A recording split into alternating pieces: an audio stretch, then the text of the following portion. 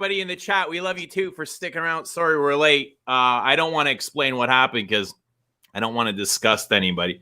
But if anybody truly needs to know, send me a private message, and I have no problem letting you know. But Rich Mitch, hello. How you doing? I'm getting the. All right. How are you? I feel a lot better having that shite. Well, now you all know. Now you all know. That's right. Quack, quack. How have you been? A while since we spoke. It was Sunday, wasn't it? Was it Sunday? Yeah, it was Sunday night. That's not all that long ago, but it feels much longer. It feels much longer. A lot's changed since Monday. Things have progressed. Shit's happened. Things have moved. What could have happened since Monday? I've received Perfume. Hello. And I've received some absolutely terrible news about a perfume as well. But it's not terrible for me, but it's terrible news for some for you. Might be good news for some. Well, it might not be terrible. It might not be terrible.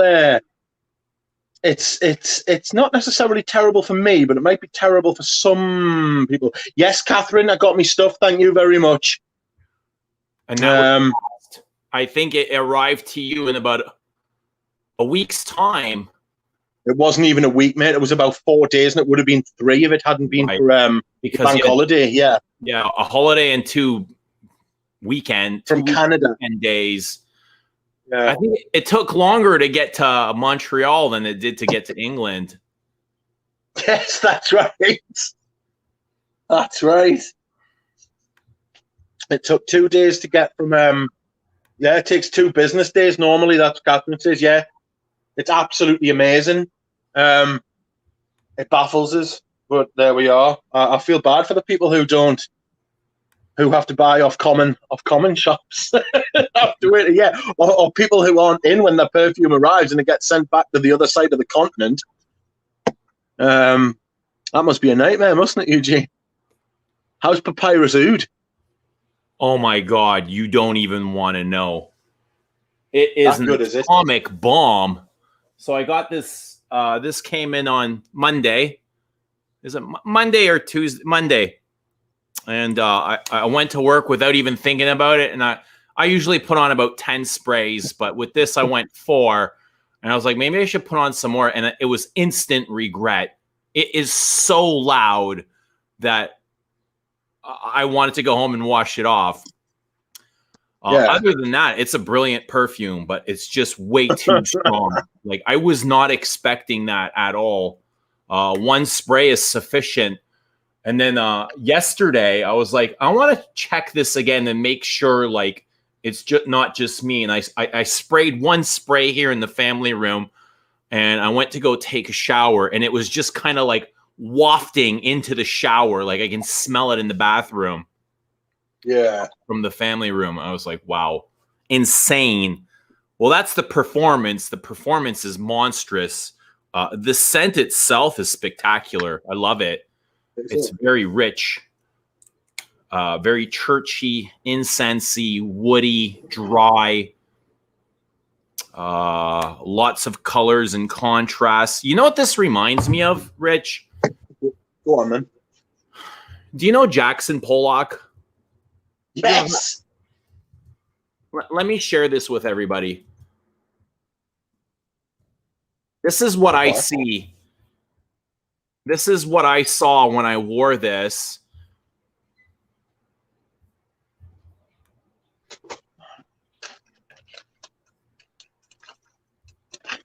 You check your time, son. Sean, I sent off your stuff today, mate. You should get it tomorrow. Sent it first class for you as well. Who are you talking about? What? Wad Sean. Wad Sean.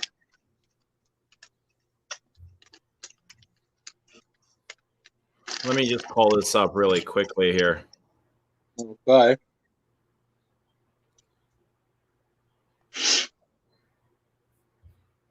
Okay. Bye. I cheers for sticking with us, Sean. I fucking had a bit of a nightmare earlier this week, mate. share screen. I'm going to share the screen.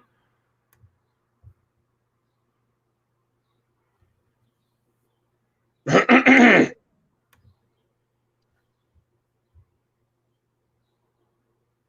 was watching Rudy's video earlier. His one about, oh fucking hell, man, I've just been watching it, man. I'll tell you something else as well. I've been watching loads of Christo's really old videos. Right. The one where he's in like the sweat box in Indonesia. Right. Okay, so do you see this? Yeah, I see this. Where do your eyes go? Where's the focus of this? There isn't a focus. It's everywhere. There isn't a focus, exactly. There's no place for your eyes to rest. It's just, it's like an atomic bomb.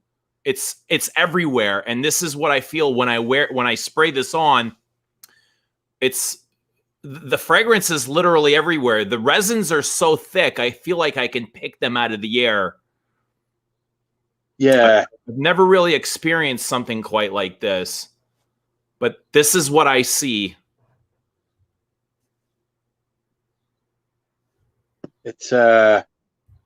There's a lot of movement in this perfume, and it takes, you know, I don't think it came to a point where it ever sat still. That's interesting. So would you try more from the brand? I'm very curious. Yes, absolutely. It has me curious. I hope they're not all as obnoxiously strong as this one. I mean, that's not a bad thing. You can just apply less perfume. But it's very chaotic. Yes, Justin.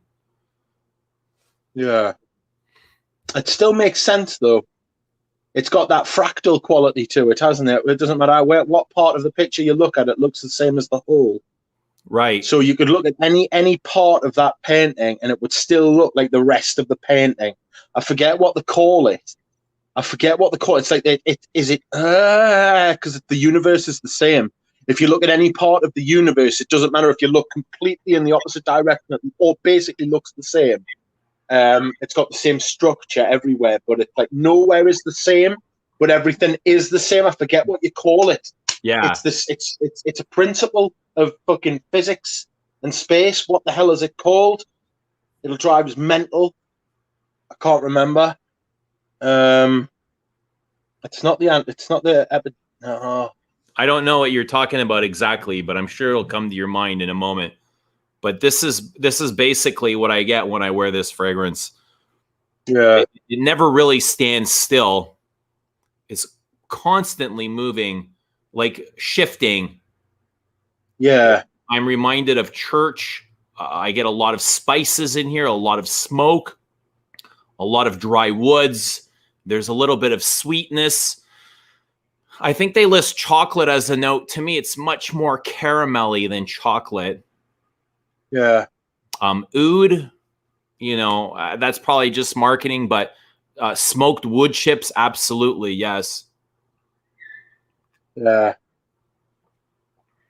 It's not a palindrome. So this fragrance we're talking about, it's called Papyrus Oud from Parle-moi Parfum. Parle-moi de Parfum, Papyrus Oud 71. And this is kind of a reconstruction of Gucci Pour Homme 1, and also one of those car fragrances that escapes me right now. Is it a Bentley? One of the Bentleys. Isotropic principle. It doesn't matter what part of it you look at, it all looks the same. Sorry, I had to sort that out. It was driving me mental. I think I saw somebody drop that isotropic comment. Oh, I hope not. I hope I got it first. Anyway, so it smells like Gucci Pour Homme 1. Justin, you're right. You are right. It smells like Gucci Pour Homme 1, but it seems like Gucci Pour Homme 1, being a designer, is much more rounded, and this smells more niche, more...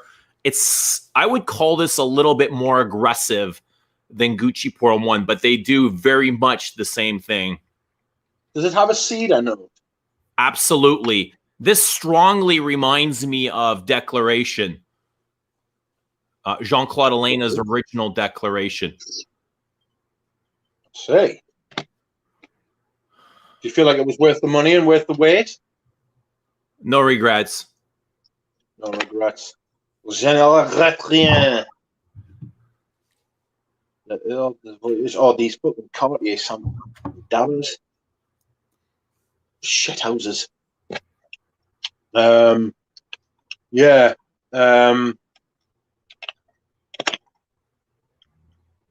So okay, let me think it looks like you think it looks like Pollock. I think it looks like this drip painting. Yes, that's like Pollock. The vision that came to my mind. Interesting. Like order, like chaos and disorder and order. Find an order in chaos. Yeah. An isotropic perfume. An interesting concept for a perfume, an isotropic one.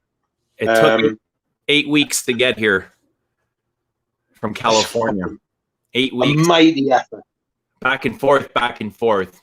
Did the trip twice. Klaus hates that picture. It's okay. I can understand. I can see both sides. I can understand why people like it, and I can understand why people think it's shit. Because it doesn't take any talent to make. But if it didn't take any talent to make, why didn't somebody else fucking make it? Right. Yeah. Good point. I don't know. That's something I think I can probably stare at for a few hours and not get bored of it. Have you ever heard of Velasquez, the painter? I would have to see a picture or a painting.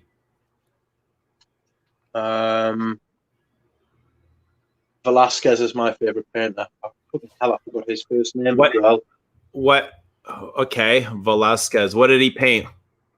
Las Meninas. He painted Las Meninas and Las Hilanderas. I prefer Las Hilanderas, but Las Meninas is probably the greatest painting ever painted because of just everything that's going on with it. 1656. Yeah, it's like it's outrageous. It's very dark. A very dark picture. There's a lot going on.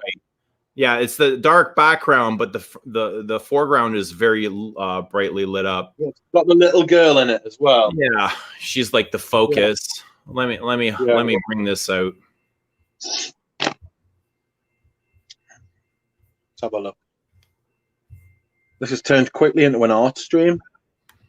That's spaced out. Las Meninas is a technical masterpiece. It shows you what painting can do.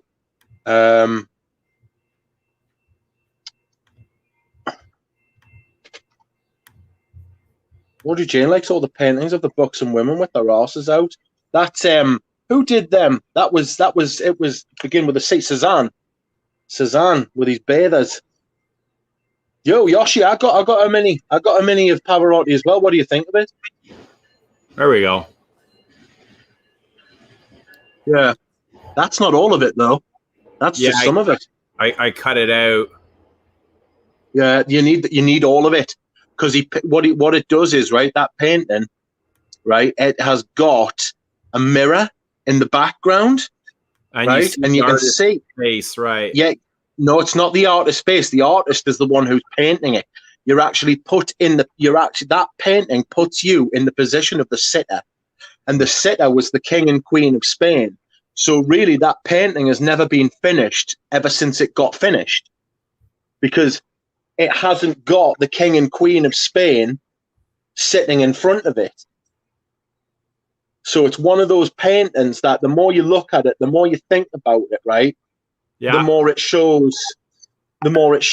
Like, you can see the artist. The artist's the bloke that you've got there on the left. He's the one painting. But if you look to his left, your right, you'll see like a little window, and that's the king and the queen of Spain, right? And they're painted looking at the mirror, right? But if you look at the 3-point perspective, I think if you look at the 3-point perspective, the eye of the painting isn't the sitter. It's the lighted doorway at the back. And people wonder why it's like people don't know if that painting, that the artist's painting there, is the painting that you're looking at. So it's like it drags you all around the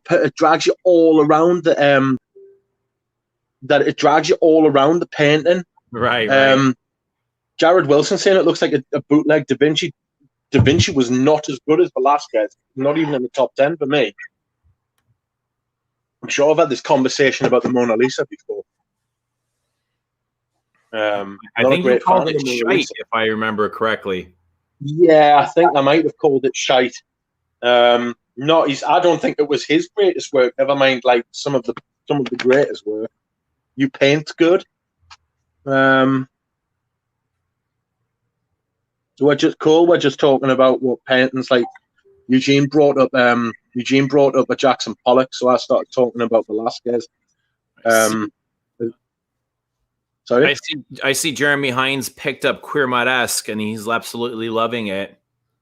Oh, it's absolutely beautiful. Like it's a lovely fragrance. It's a lovely leather. Well, so much Mona Lisa. Yeah, the Mona Lisa is so crap. I almost missed it in the Louvre. Yeah, it doesn't. No, it's not for me. Like, it's not for me at all. It doesn't interest us. I would rather go to the Prado than go to the Louvre. So there we are. Different eras. Krabbis is right. Totally different eras. It's not fair. No, you might be right. It's not fair to compare them. Anyway, you want to go back to fragrances, or do you want to keep talking about art? Whatever. We can go back and forth. Give us your scent of the day. I want to know what you're wearing. Everybody in the chat, scent of the day, please. The Mona Lisa. Oh, my scent of the day. Real. Nothing is real, Luke. This is all imaginary. You're imagining this stream right now. You're imagining Rich. You're imagining me. You've created us.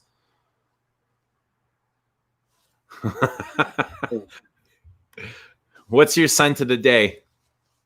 My scent of the day is Dior Homme Cologne. 2013. So that's not the original, is it? No, but there's a bottle on eBay that I'm looking at, if I'm honest. I'm waiting for this Polish bloke to deliver. I bought like a little, if you remember us telling you last week, I bought a little bottle of Santos off him to see if he's legit. Yeah.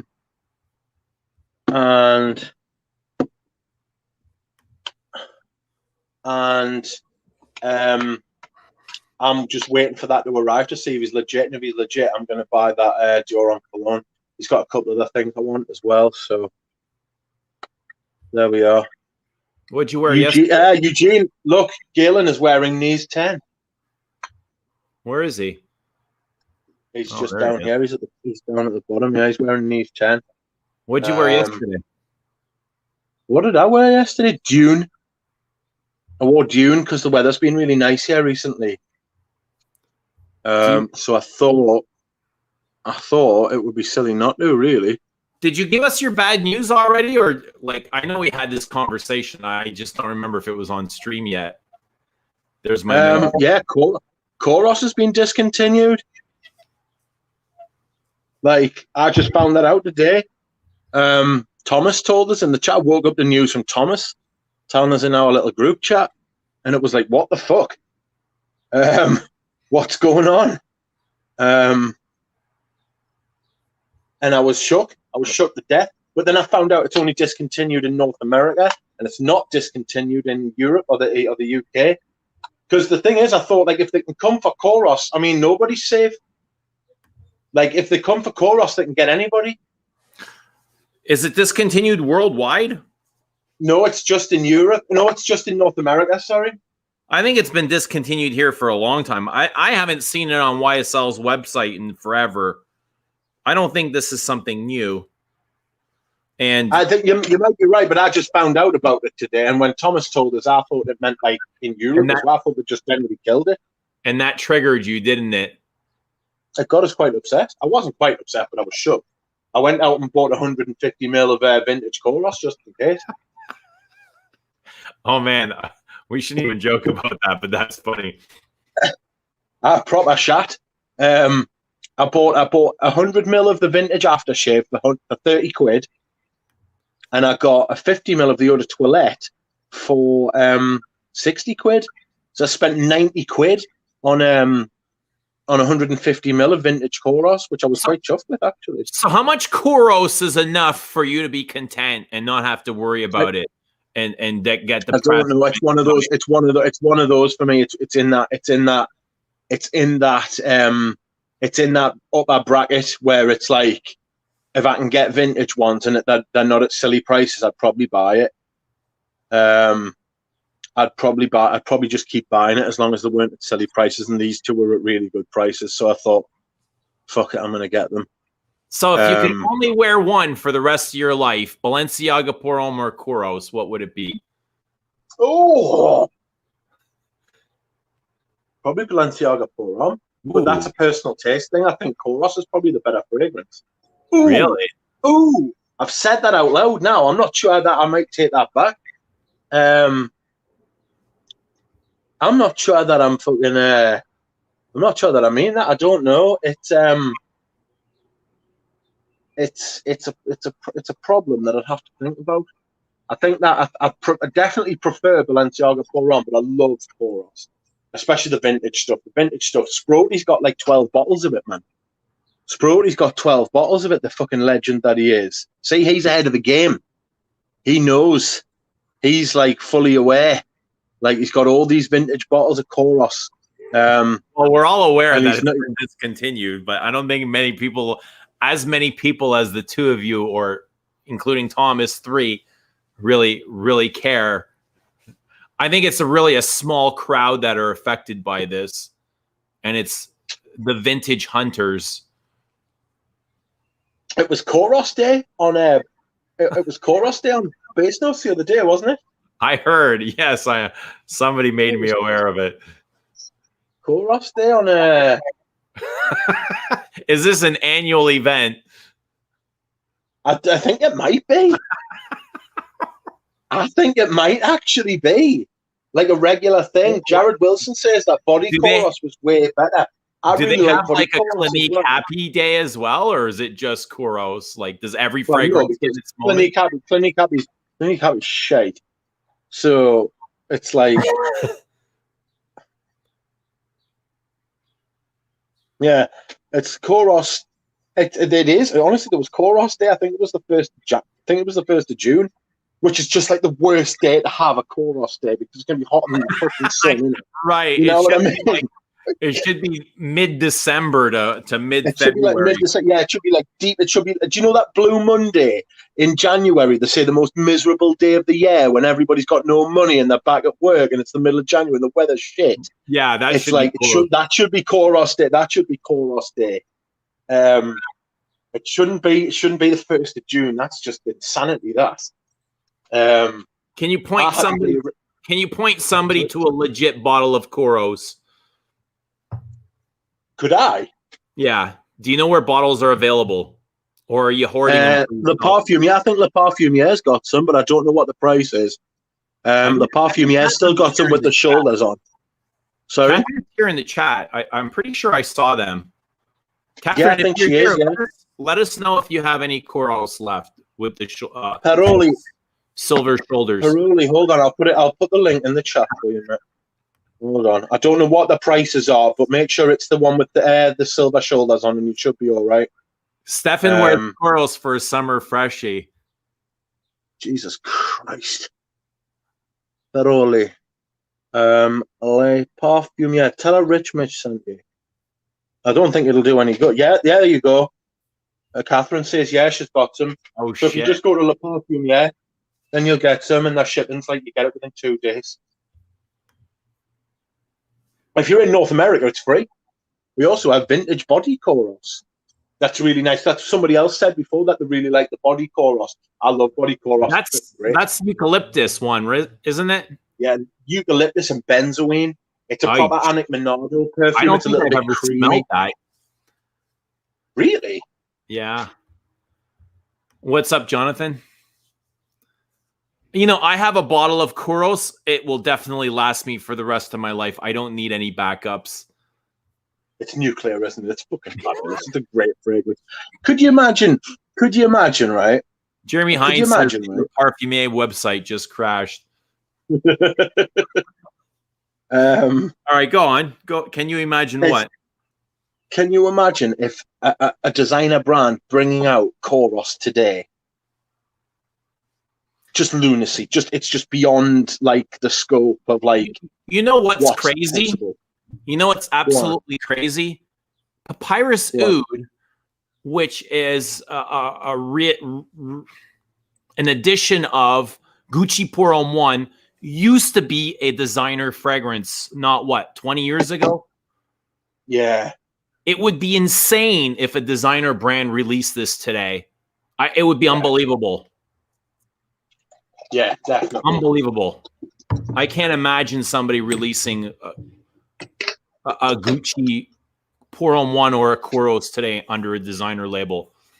Even a Fahrenheit. Gucci Guilty Absolute is just as close. Gucci Guilty Absolute about as out there as you're gonna get, but that's not like a standalone fragrance. It's a flanker, and they're slightly different.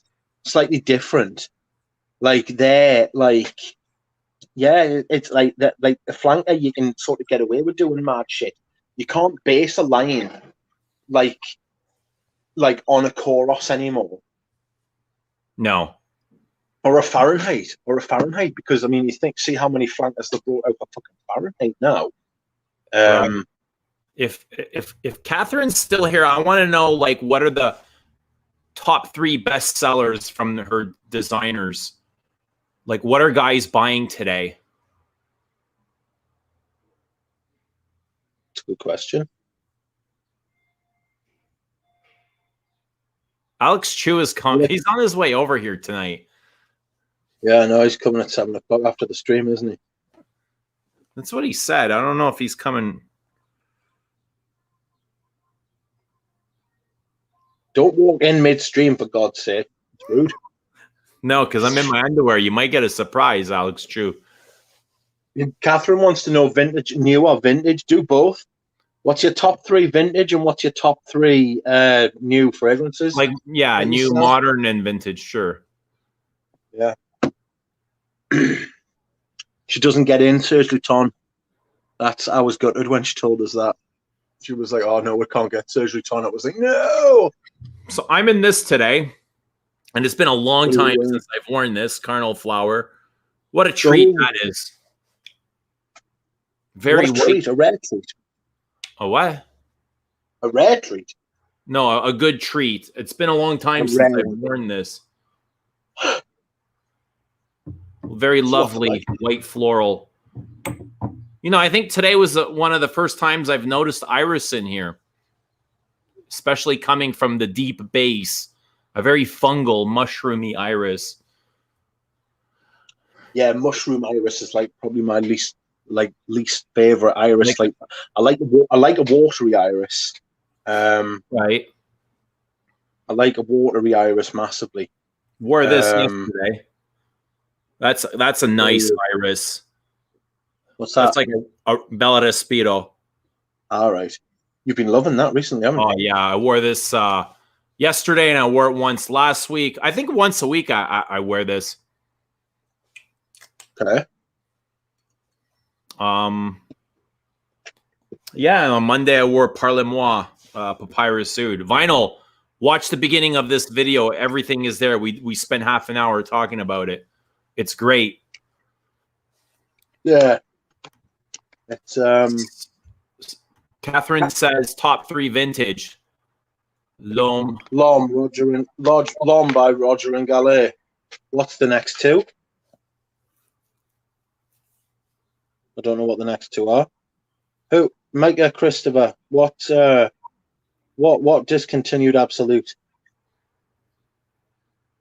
What absolute of the discontinued?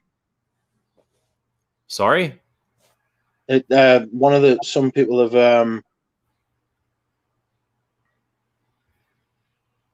they discontinued absolute. I don't know what absolute they're talking about.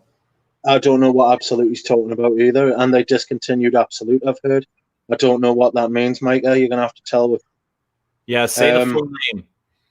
Sergio, what's going on? Ernest Bow. So, I'm not sure what that means either.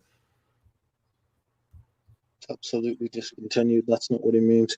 So, the top 3 vintage from L'Homme, Roger Regalé, Smalto. So that's Smalto by Francesco Smalto, and Rockford. I don't know what Rockford is. I'm not familiar with Rockford either. Do you sell a lot of vintage perfumes? I'm curious about that, because I don't think Samir moves a lot of his vintages. I suppose if you get known by the vintage community, then people know where to come to find them. People just want new stuff. Yeah.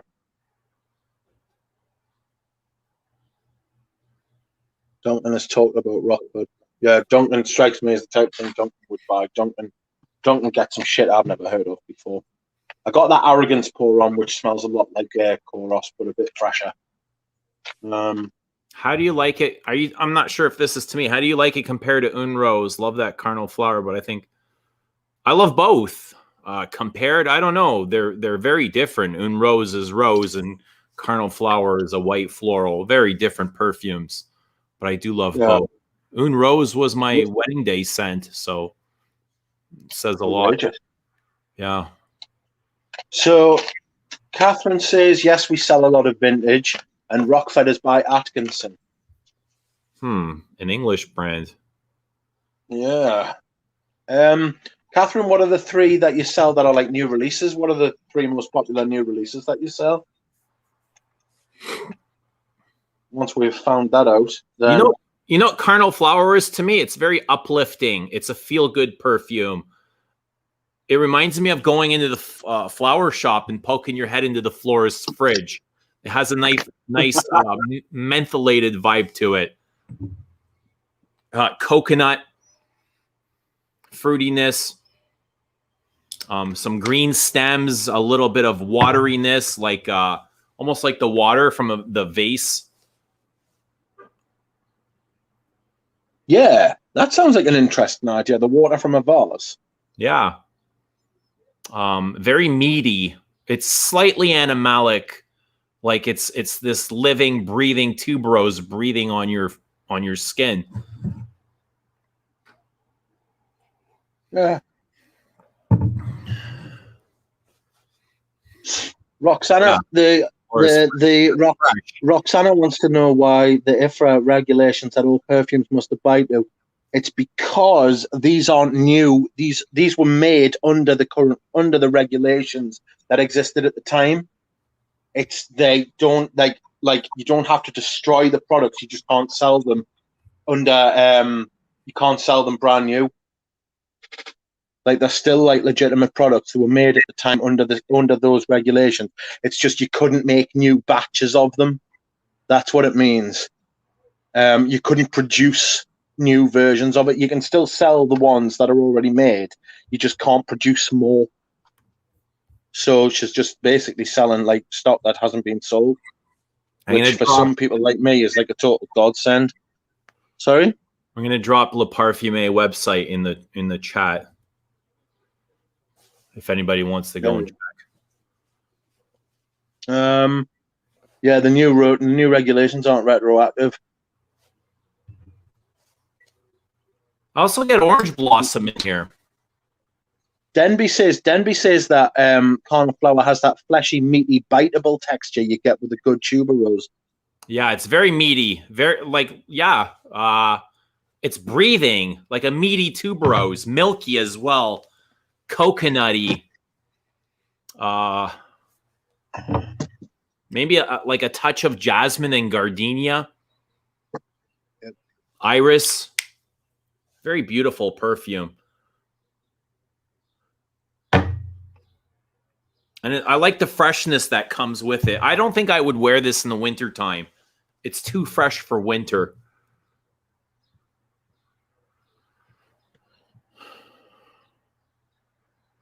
You think it's too fresh for winter? I always thought Carnal flower had a bit of thickness. It's thick, yeah, but for me, I don't like the fresh stuff in the winter time. But I love the greenness. I think that's, again, I don't like green perfumes in the winter either.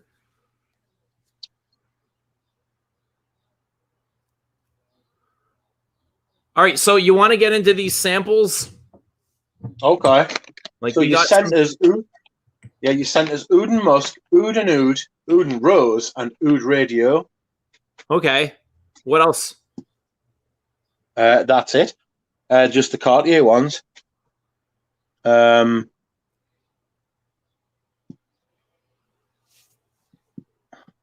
right, what do you want to start with? Let me get my bottles.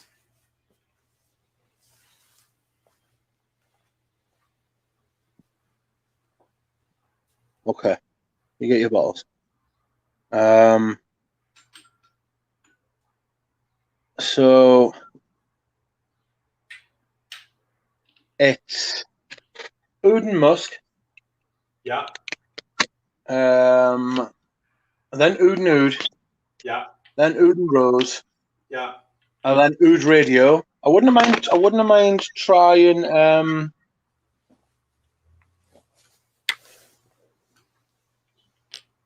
it's interference says don't forget your rag. Never. No, Jeremy, I have never heard of The Brun by Jean-Charles Barousseau. So Le Parfumé says they're best sellers for modern releases.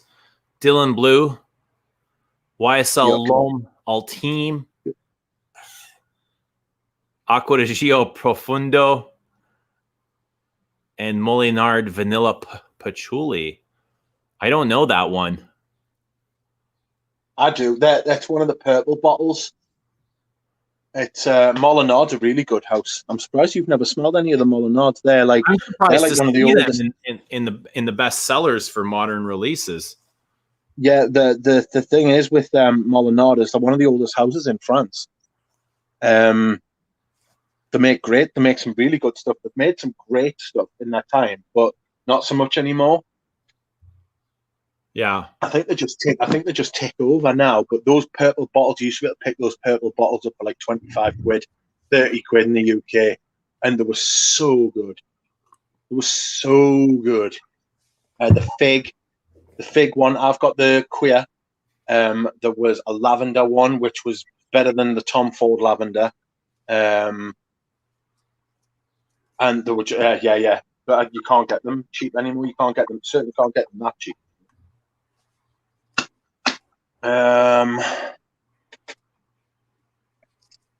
So this Boglita is I'm very curious about it. Boglita. All right, let's get into these. Which one you want to try first? We'll try oud and oud first. These samples are quite good. I just hate it's unfortunate they don't have sprayers. Yeah, they're really thin as well. I feel like I'm going to snap it in half. Right, don't snap it in half for God's sake. And these are extracts. Well, they're really. This is a parfum. It says Les Voyage. Sample not for sale. I didn't buy it. Cartier distributor New York. So let me find somewhere I've got skin. So let's put this here. What's going on my hand?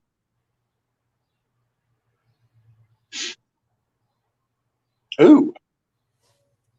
I always get a little bit of freshness. First time trying them? Yeah. I haven't tried them since you sent them. I was saving them for a stream. So, yes. I'm just going to put a little bit more on.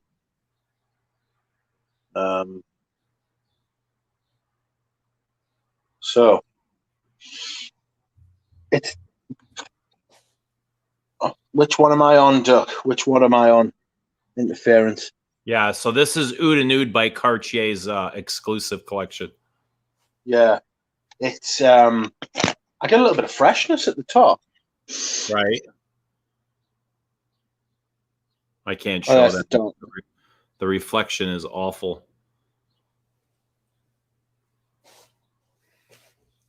So That's very nice, woody. nice. It's like smoked wood chips. Yeah. A little bit of herbaceousness coming from behind. I'm imagining it's probably patchouli. But I feel like the oud is similar, and it runs throughout all of these. They use the same oud note. Yeah. Yeah, so they've got like a huge vat of oud.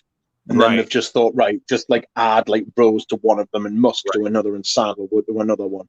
Have you got the sandalwood one? I do. It's lovely. Yeah, I was gonna say it sounds lovely. It's really good. Yeah. Let's have a look. 2 seconds.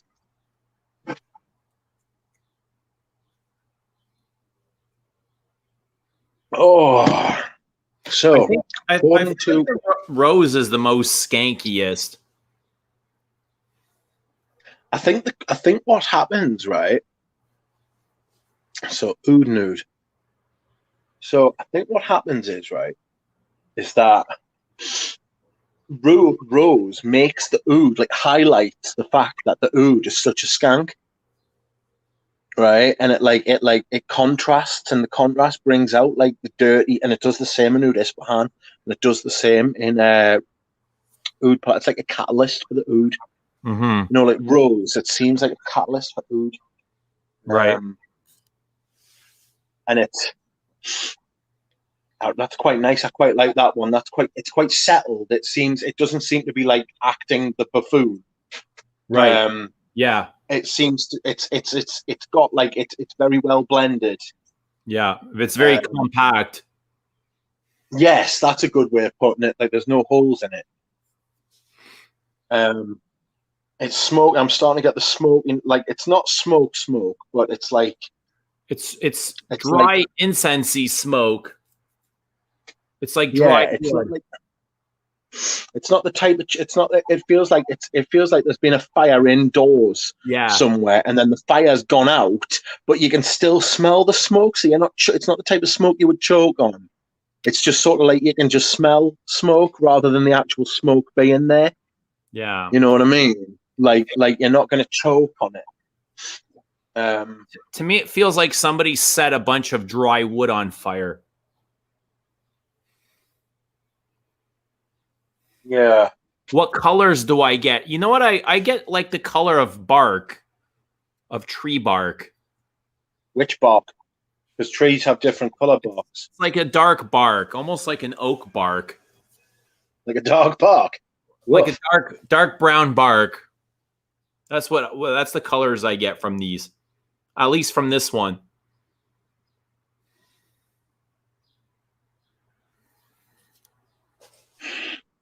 I quite like that one. It's woody. I think they're all very good. When was the last time you wore one? Probably in the winter. I wore Santal last. Rudy's talking about Dixit and Zach. That Dixit and Zach, they were hard to come by. I think very hard to come by. Oud RADIEUX is the most different from them. Right. Which one do you want to try next? Let's try Oud RADIEUX. I don't get any oud from this. Right.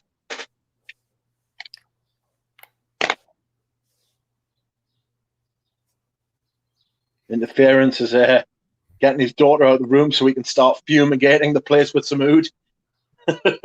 Does oud and oud have any high notes, aromatic spices, citrus? I don't get that. No. It does feel spicy, but nothing really stands out. Ooh. Right, 2 seconds, right? Out of the cap, like caps as they are, like I can totally see what you mean by saying there's no oud in it. It's very fresh. But like one of the nicest fresh things I've ever smelled.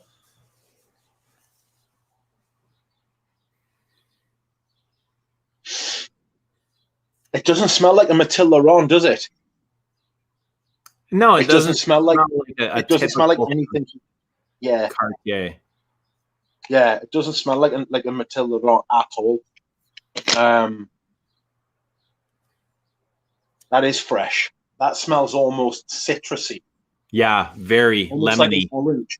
Yeah, like almost like an orange, like a bright citrus, like you've got the tree, right, and then you've got the leaves, and they're all really green, but then popping out of the branches are the fruits. Yeah, and they're such a contrasted color, like not the type of color that you just come across every day. Like it does to me. That smells more orange than lemon. This is very bright, very citrusy, but it's got a wood in the background, but it's not a smoked wood. It's not an oud. There's no dirtiness to this, and it's got somewhat of a sparkle to it. I get lemon. Yeah. I get this ginger. I get almost like a Szechuan pepper, maybe a vetiver. There is some greenness to this. I'm starting like an apple, but like an apple skin, not the apple, not like the actual bulk of an apple, but like not a juicy apple. Yeah, just like I don't know if apples smell. Like you don't smell apples on the wind, you know what I mean? But like just sort of like a faint amount of apple, as if like somebody's like cooked something and put like the skin of an apple in with like lots of other stronger stuff. I really get no oud from this or anything, representing oud. But this is great in the heat. I don't know that I don't get oud. I get more wood than oud. Yeah, wood, yes, but no smoked woods, no wood chips or no. It's like nothing burning, nothing black, nothing dark. It's like somebody scraped the bark off of a tree, and it's just a smooth tree. Yes. Yes. I don't even like with those. Like gone up to a tree with one of those peelers. Yeah. And just like peel the tree, like peel the tree or something. Yeah, potato peeler. Yes, that's right. Like a cucumber, and just like peeled the tree. But do you notice the quality? Yes. Yeah, they are quality. They are like high. Yeah, they're high. They're really well made. That's the first thing that struck us. Yeah, they're not like they're not cheap and cheerful, are they? They're not like a cheap.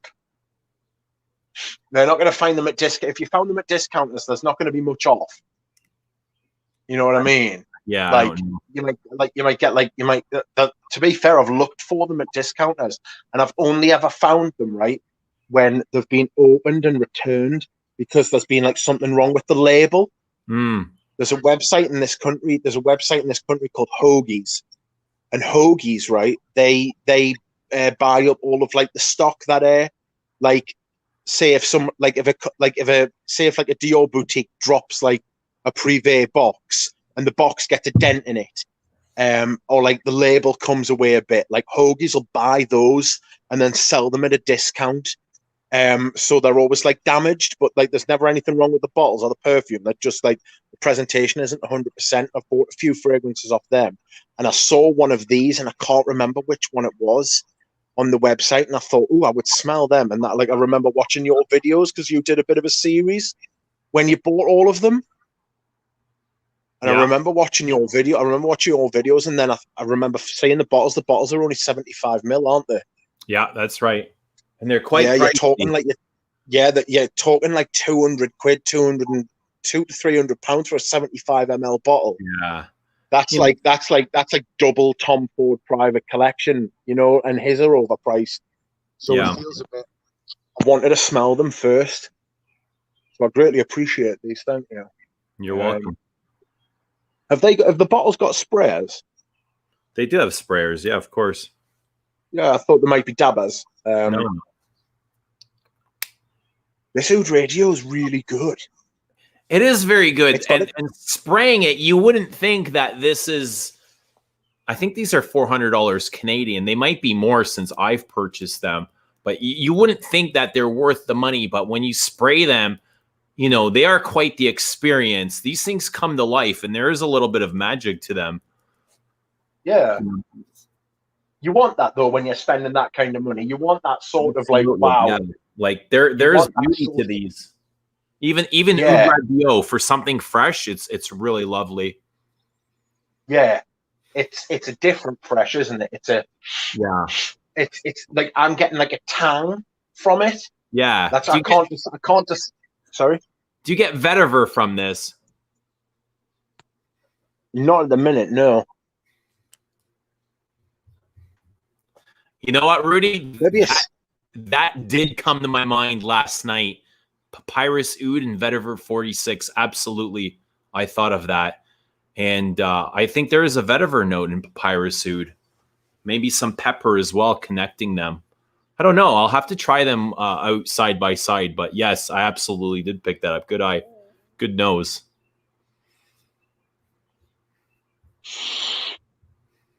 This has got like a sort of gelatinous. It's got like a gelatinous sort of like a jelly sort of jelly, yeah. Thing to it. Like a jelly, like fruity jellies that you get. Right. It's like a nondescript fruit. There's a fruitiness in here. Hello, Greggy boy. How you doing? What's up, Greggy? I texted Greggy the day and I was like, oh, do you know, like, have you heard KOUROS is like discontinued? And I was like, I'm going to eBay. But it's all right, Greggy. Apparently it's only in North America. It still sells quite well over here, apparently. I'm really enjoying this Oud Radio. It really stands out, doesn't it? It's like, you know what it is? Nice. It's like lemon grinds. The skin of a lemon. Yes. You just grind it off. Yes, it is. It's like somebody's been at something with a peeler. It's not quite the whole fruit. It's like part of it. It's not lemon juice, it's the skin. Yes. It's like I was saying about the apple. It's not the juice. It's not the whole compressed like thing, pips and all. Right. It's just the outsides. Right. Do you know that's where most of the nutrition is from fruit, the skin. The fibers, yeah. Yeah, it's from the skins, yeah. Oranges, apples, and lemons, and that like things like bananas as well, I think. All the nutrition's in the skin, the bits that we threw away. Papyrus Oud and Vetiver 46 are similar because Gucci Perfume 1 and CDG 2-Man are similar, and both are done by the same perfumers. Well, there you go. Oh, Michelle Amarak. No, Buxton did 2-Man, and I believe, did he not do Vetiver 46? He might have done, but Papyrus Oud is done by... I think Papyrus Oud feels a little bit more complex and there's more going on to it. But I do like Vetiver 46 as well. Yeah. Yeah. But there's a huge blast of vetiver in the Papyrus Oud. Does he do you know if he does sample sets? Who? Parle-moi. I think they do. I hope they do, because I'm going to buy one. I'm interested to find out. Is there much oud in it? In this? Yeah, and Papyrus Oud. There's no oud in any of these Western perfumes, but it's very smoky. Yes, absolutely. Okay. Yeah, I can definitely see some resemblance to oud. Smoked woods. Yeah. It's very woody, very dry, cedary, ashy, peppery, very churchy, like a great frankincense, incense note. Reminds me of church, reminds me of declaration slightly. It's thick. I think you would like this. Yeah. Interesting. I do like thick stuff. Yeah, you would like this, but you got to be very cautious with the sprays. Yeah. Like the cream. I'm not known for being cautious with my sprays. I must have put on 20 sprays of that Dior on cologne today. And I've reapplied throughout the day as well because the performance is woeful.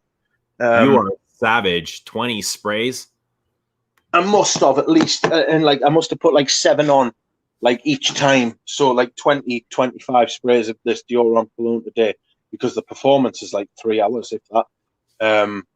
and it's the new one as well. And it's a bit.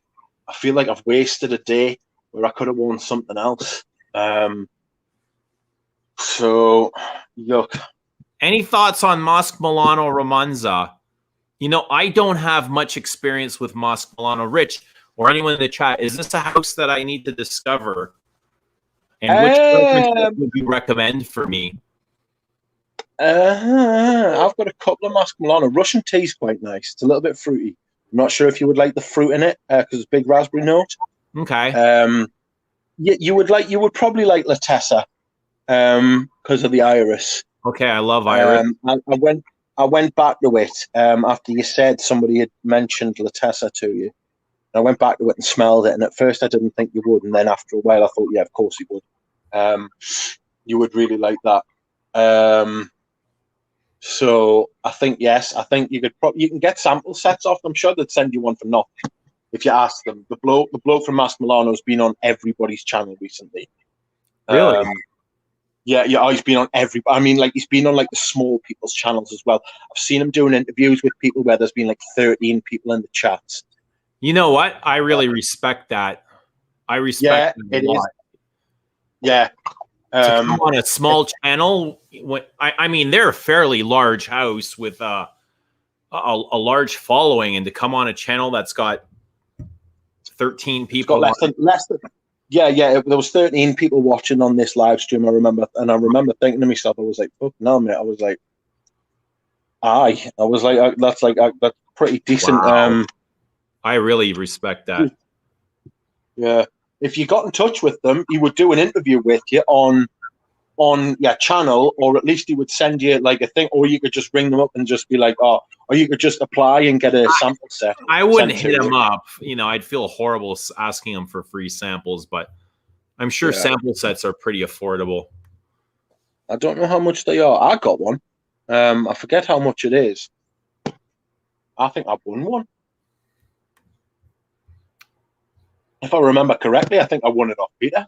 It was about 2 or 3 years ago. This was before loads of them came out. Like, there's loads of them come out since I won mine. So, do they send a lot of things out with influencers? Yeah. Sample sets, to be fair. I remember they went through a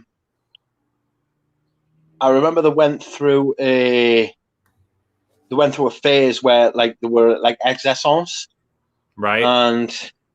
And they did give out a lot of free bottles there, but so did everybody else. Brian, they don't send bottles out. Maybe just sample packs. Then they will. Yeah, maybe they send sample packs. Sample packs. See, I'm fine with that. I'm fine with that. I'm fine with sending out sample packs. I think that's the way that it should be done. I think samples should become a lot more readily available, and I think that sending sample packs to influencers is how it should be done. And then let's see who really likes these perfumes. See if they end up with actual bottles on their shelves that they paid for themselves. That's how it should be done. Sending samples out, no problem. If you're sending sample packs out to people to try, then fucking maybe I'm doing him a disservice, and he should be fucking congratulated. That is the way to do it, in my opinion. See how many bottles the people then buy. Yeah, every brand should have been selling samples at cost this past year and a half. Yeah, I can understand why they charge for their samples if they send them out in packs. The MUSC Milano sample pack. Hold on, I'll go and find it. Right, it's really nice. It looks. I'll be able to tell you what Romanza smells. Yeah. Come back. So, where are you? Turn my camera on.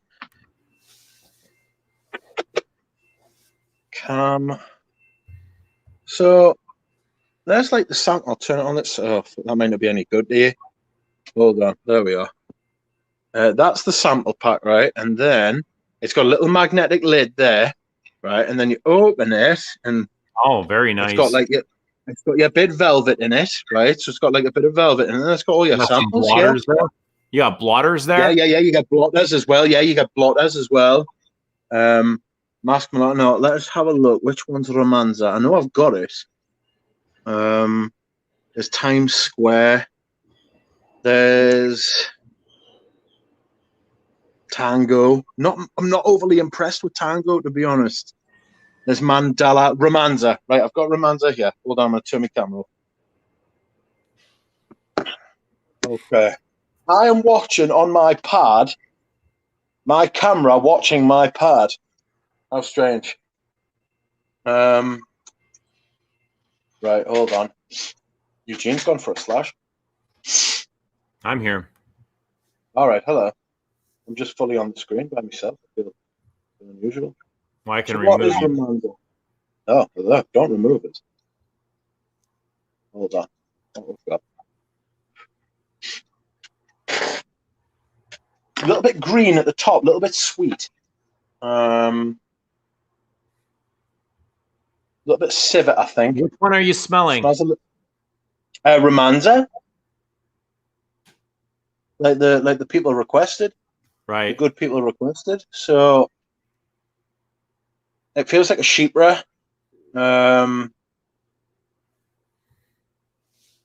So yeah, it's definitely it's green. It feels like it's got white florals in it as well. A lot of florals actually.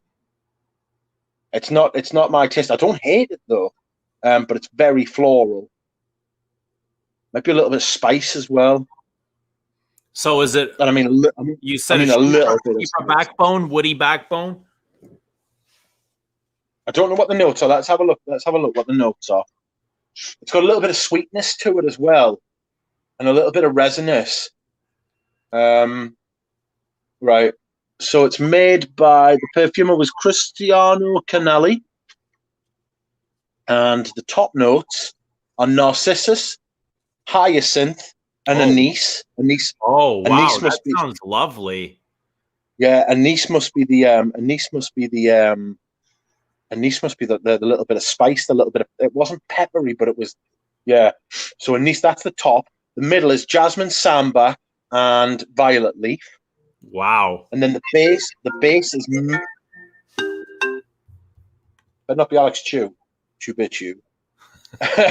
Alex Chew like banging on the door. And then the base is myrrh, amber, Texas cedar, and Haitian vetiver. Yeah, I think you'd really like this. The top sounds lovely to me. I love the florals and the sound of the anise. The anise isn't massive though.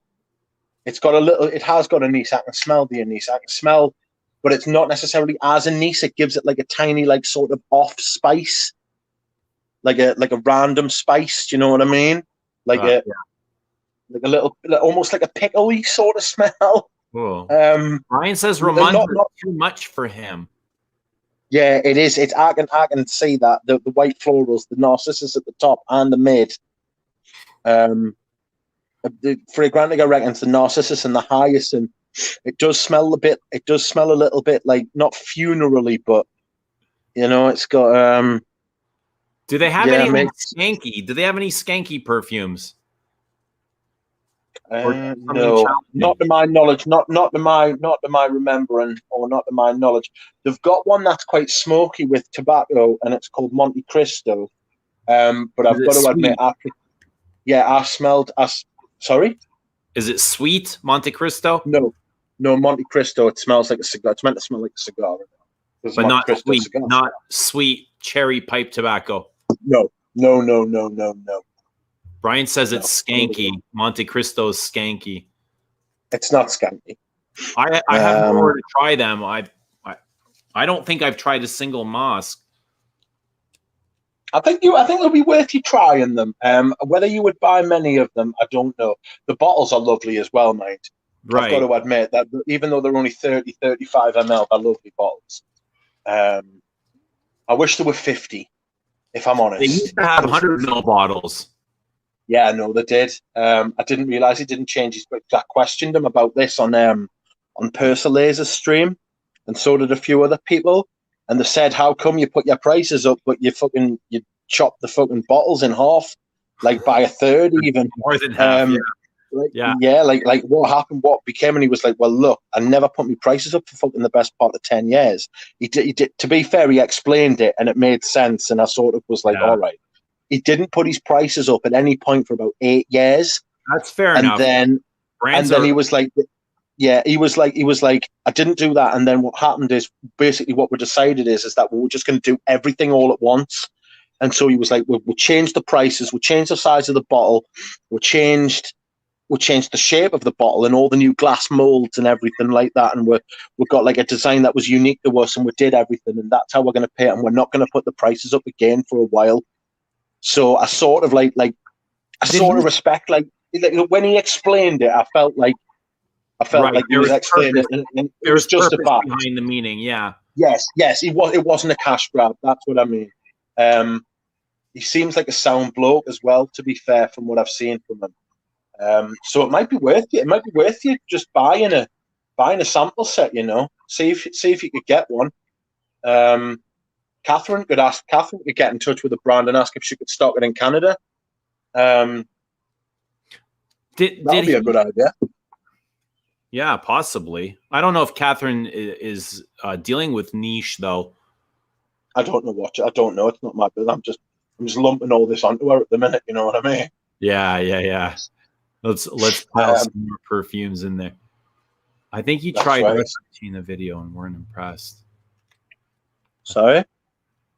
I'm just reading the comments here. No skanking Mask Milano. Yeah, I haven't smelled any skanking Mask Milanos. I don't know what Brian's talking about. If he thinks that one Monte Cristo's skanky, I've got some skanks. I'll show him. Like, good night, Vinyl. Thanks for coming. Cheers, Vinyl. Rudy, hold tight, Rudy. Again. That's right. Hold tight. You never know. Where's the best place? Right. The MUSCs.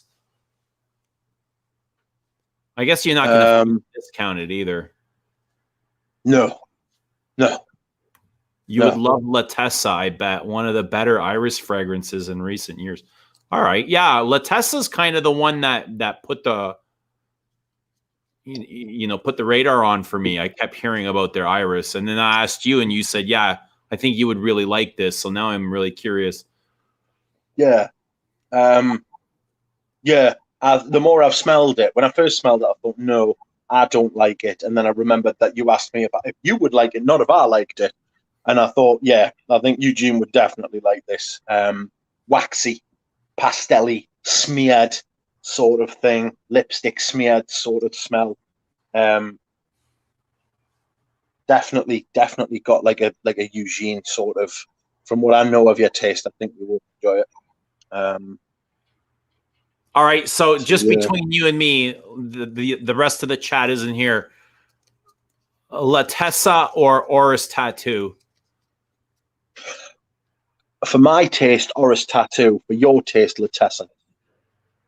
You think you know my taste that well, right? I think I know my taste, and I think I know your taste. Okay. I don't necessarily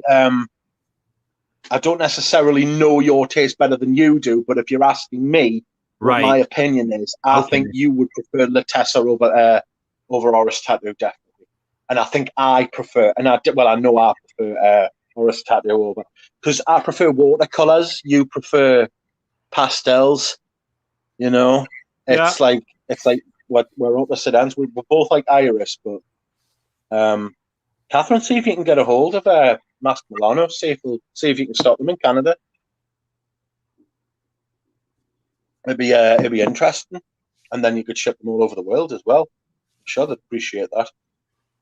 I'm sure they're carried all over. They're definitely carried in Europe, and they're definitely carried in the States, but I don't know about representation. Canada. I don't. You know what? I think you can find them on discounters in Canada, like Fragrance Buy or something. What, Mask Milano? Yeah. I bet they wouldn't be happy if they couldn't do it. Don't tell anyone. What's that? I bet they wouldn't be happy if they found out. Don't tell anybody. Naxos is garbage. Bin it. Yeah. All right, let's carry on. So we did Oud Radio, we did Oud and Oud. What's next? Oud and Musk. All right, here's a question for the viewers in the chat. MUSC Milano or Xerjoff? Which do you prefer? MUSC Milano. Every day of the week, twice on Sundays. Really? Absolutely. Not even in question. Not even in question. Have you tried enough Xerjoff to claim that? I've tried a few. I tried the Rude Stars, and I thought the Rude Stars were absolutely rubbish. I've tried the 1881 Calabria ones. I like how everybody thinks they know my taste. I love it. You do tell people what your taste is like all the time on your channel, though. So people would like to think they had a good idea. Well, yeah. I mean, that's what we do here, right? That's exactly what we do here. Xerjoff has like 300 perfumes. Yeah, I think Denby's got a good shot. I think Xerjoff and Body were the bad. They're both Italian brands, though, aren't they? I think the owners come from Italy, so Xerjoff and MUSC are both Italian. Yeah, I think MUSC Milano definitely is a better brand. Xerjoff embody all the bad Italian stereotypes. Get them in the sea. Yes, throw them in the sea.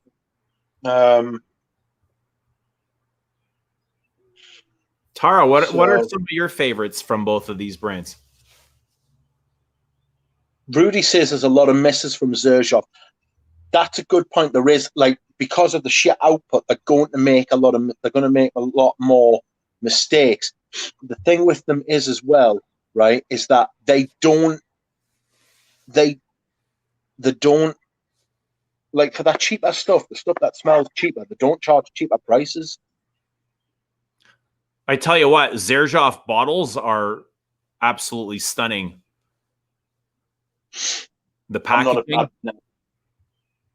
I like the cap. I like the cap and the bottle. The current bottles now. Are they 8-sided? I don't have a clue. I'll show you what they remind me of, and I'm not sure what the inspiration is. If anyone knows the inspiration, please drop in the chat.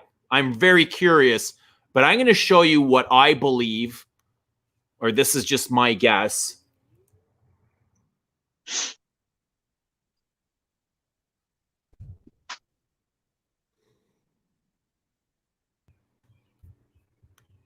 I'm smelling this Oud and Musk.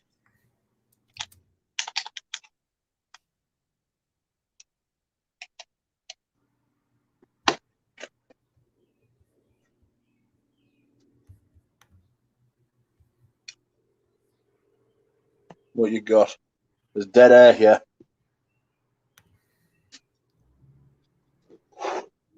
Hang on a second. Let me call this up.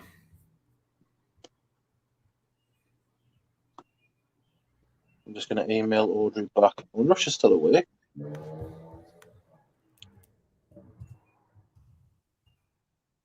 you know, I'd sit with a bloody sniper rifle at your bloody window and shoot all those motorists, you know. Little bastards. They make shoot you that tires. It's not making us that angry. I would just, after a while, I'd just be like, right, well, you know, they need a bit of comeback. You know what I mean? They're just, at the minute, they're just taking the piss. Yeah. Okay, so let me share this. And we're going to Florence. And this is the cathedral roof in Florence. Can you see that? Which one? Oh, any of these. Any of them. So like the domes with the spike. If you look at the Duomo. Yeah. Il Duomo. The roof there. It looks like the Xerjoff bottle. So it looks like a Baroque. It looks like a Baroque church is what you're saying. Yeah. Baroque. This is, I guess, built in the Renaissance ages. Bit of outrageous baroque. Even the colors are, you know, the same color as the bottle. Yeah. You've seen St. Paul's Cathedral? That's got 3 domes inside of each other. Even the Hagios. Yeah. Sorry? Sorry, the which cathedral? St. Paul's in London. The one Christopher Wren built. Right. Beautiful. It's got 3 domes. It's got 3 domes. It's got 3 domes. The dome you see from the inside isn't the dome you see from the outside, and there's a dome in the middle that's built for like structural support. Yeah. Apparently, it took really like 15 years to build this roof. Which one? The El Duomo. This one here, yeah. Yeah, the Duomo. Yeah, it took 30. No, sorry, it took 35 to build St. Peter's, but I think that was the whole. I think that was the whole cathedral, not just the dome. There's a lot to be said for domes, you know, around Europe. I've got one on my head.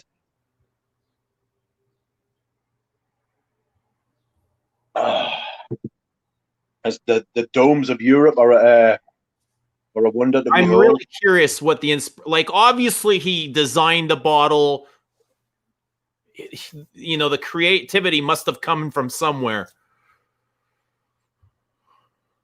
Yeah, I've never heard anybody speak about it. Ask him. I don't think he'd come on after all the shit. The shit I've spoken about him on here. I just think they're overpriced. I just think the overpricedness of them puts me right off. It feels like they're Veblen. Do you know what Veblen goods are? Do you know what Veblen goods are? Go on. Veblen goods are goods that are priced really high to make you think that they're quality. Yeah, isn't that most like luxury? Yeah, exactly. Yeah, but that's what I think. Like Xerjoff takes it to the extreme. I've never smelled one of their fragrances and thought, "Ooh, this is really high quality." Like there was one of them I smelled that was like one of the ones that everybody loves, and it smelled like plastic. He's spoken on a live before, but Brian doesn't remember. Remember, Brian. Remember. I'm so fascinated. Oh, Brian, sort it out. Figure it out, Brian. Somebody said the cap is supposed to be a sail. The cap looks very Middle Eastern to me. I can see what they mean by a sail. I can definitely see what they mean by a sail. And how, how would, I don't know if he's trying to personify Italy or Florence or Venice or with his brand and his packaging and his bottle and his cap. I don't know how a sail would fit in. They're not, are they a sailing country? Well, Venice is, yeah. Well, Venice, I mean, Italy's only been a country for about 150 years. Before that, it was all the city-states. It was I'm sure it was Mussolini who unified the entire peninsula, and called it Italy. Basically, Italy was more of like the name of the peninsula than because they're very tribal. Like Italy's a very all the city-states like Rome, Milan. Think of how many famous cities there are in Italy. Right. You know, yeah. Tons. It's like and it was always city-states, and it was always families and stuff, and like you always had like the whole like one city would rule the peninsula, or like one city would like if you think about the Roman Empire, it was basically the empire of the city. It was the city's empire. It wasn't Italy. It wasn't the Italian Empire. It wasn't like the British Empire when it was all 4 countries in Britain. It was the Roman Empire. It was just one city in Italy that bred this culture. So it's a strange old place. It's a beautiful place. It's an amazing place. I'd love to go there. I'll tell you one thing. I've bought a lot of vintages and a lot of perfumes off sellers from Italy, and never once have I had a problem. Never once have I had a problem. I would deal with the Italians all day and all night. Great. Anyway, I'd love to know more about that bottle that they have. So let's go on. We stopped at Oud Radio and we got distracted here. I've been smelling Oud Musk for the last 5 minutes. Oh, you haven't said anything. All right. So it's absolutely lovely. I agree. It goes really well. It's another really well blended fragrance. It goes, like, everything about it goes well together. It's yeah, it's tight, like you said. It's very tight. Sensual, a little bit dirty, a little bit furry, a little bit animalic, a little bit high pitched, almost like a turpentine or something. Must be a I see that. I see that. Just like when you said it, yeah, it's got that sort of aftertaste of like a. It's got that aftertaste of a you know, like when you've used turpentine somewhere and then you've finished and then you've gone back into the place where you've used it, and you can still get you're still getting like the wafts. You've got to leave the doors open so it can like it can like get out. It's like you just finished stripping paint. Yeah. But very sensual, very tight, very compact. I like that.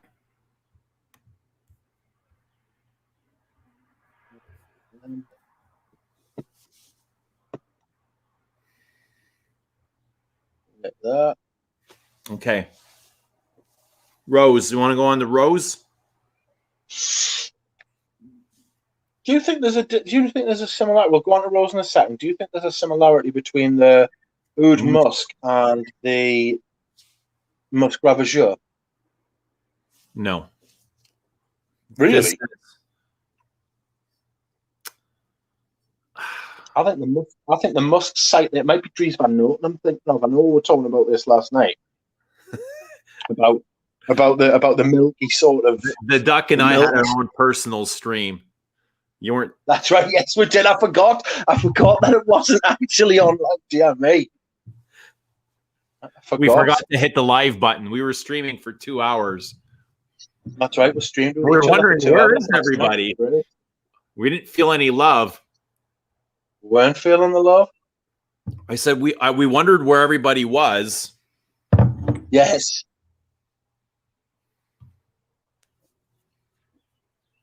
It was a good stream, though. You missed out. Everybody in the chat.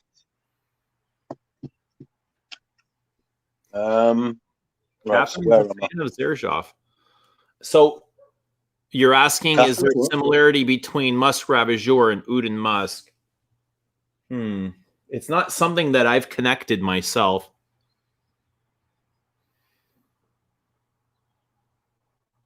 I like that idea, Catherine, that you can assort your own samples and travel sizes. That's a good idea.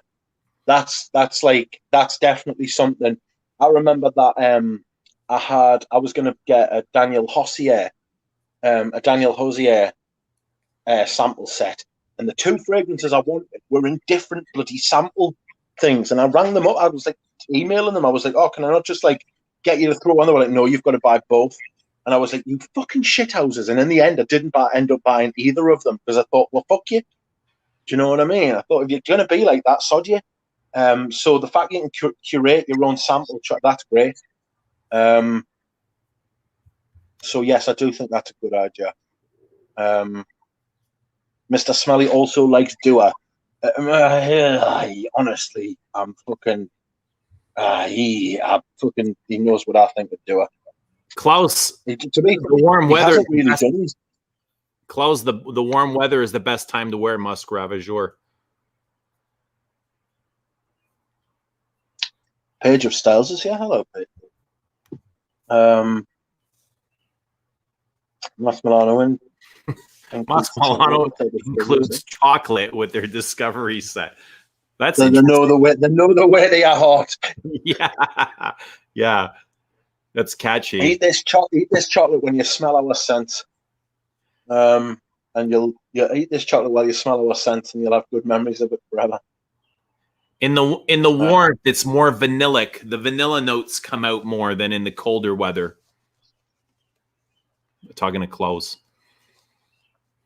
Eugene, people are talking about the moon. You sent us a sample of that as well, and the night. Pull out the moon. Let's do. Do you want to? I mean, No, we'll do that. I want to do the last Cartier one. This Oud and Musk one's really nice as well. And I'm not usually hugely into they're all Musk. nice. There's from the ones that I have, they're all lovely. Yeah. We'll try the Oud and Rose one last because I've been saving that one because it's Oud and Rose, isn't it? You know what I mean? It's Napoleon moon, Rich. You leave my moon alone, Jack. Napoleon wore the moon, and that's suicidal because that for me is like the coldest weather only. Wore the moon in 86-degree heat. It was glorious. But who else thought that? Yeah, I love Musk Ravageur in the warmth more than in the cold weather. Right. Rich, pull out your moon. Pull out the red moon. Your red-eye moon. My moon. That's tight like a duck's ass. Right, let's have a look. So what are we spraying here? I am putting on Oud and Rose. Oh, wow, that's a dirty, dirty Oud. Yeah. It's got touches of Oud Palau and Oud Isfahan about it. It's definitely got that Oud Rose vibe, way smoother. Yeah. This feels like a higher quality, less filler. It doesn't need filler to hide all the bad stuff. And it's also sensual in the way that the Oud and Musk was. It has some musk in it.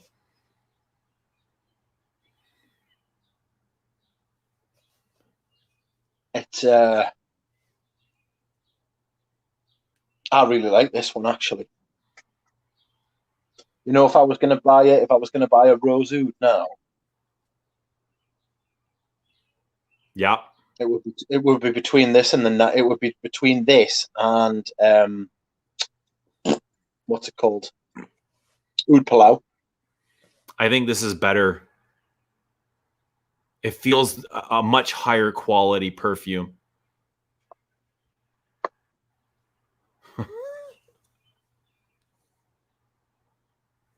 It is dirty, yeah, but I get a lot of rose petals and musk. A smoky wood. Spice. I get it. I'll tell you what I get, right? I get from it the same thing. The first time I smelled leather oud. The first time I smelled leather oud, I got a lot of civet. And I got a lot of like the piss and the shit of like the oud and the civet. Bob, I don't live anywhere near Abbey Road. I live on the other side of the country.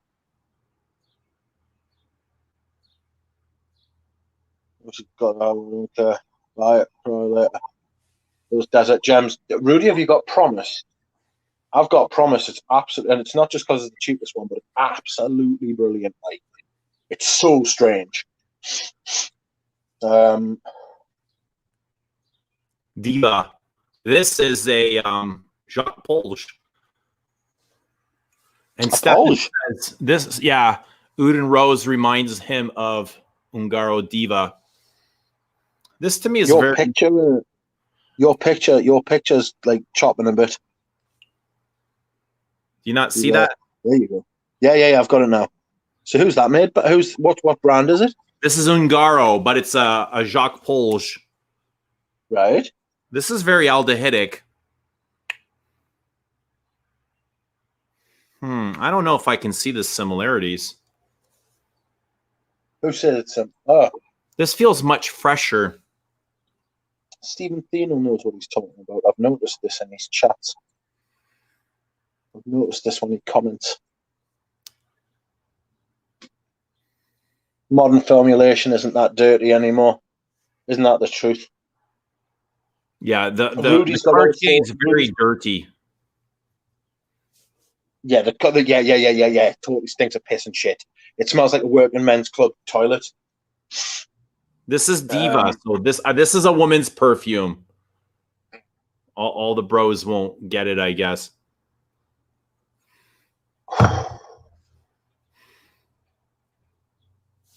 But I like this. I like the Cartier. So Sean says Cartier, Oud and Rose, or Ombre Nomade. Well, it depends on what you're looking for. Ombre Nomad is louder, and I think Cartier's feels better constructed. Ombre Nomad is more sweet, a lot more sweet with vanilla. I think Ombre Nomad is much more bold as well. It depends on what you want. They're both dirty in a way. I think this is more dirty though. This is more barnyardy. But you know, I remember Ombre Nomad being dirty as well. Ombre Nomad.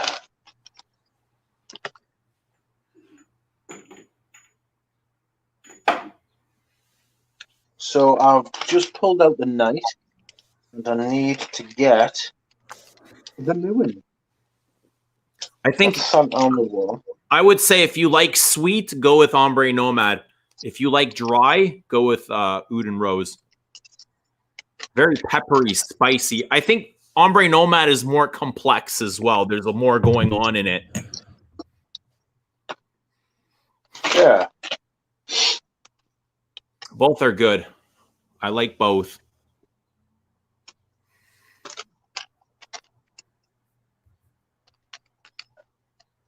Praskufka Omina is saying, forgive us if I've said that wrong. Wearing heavy fragrances in winter is a Western marketing construct.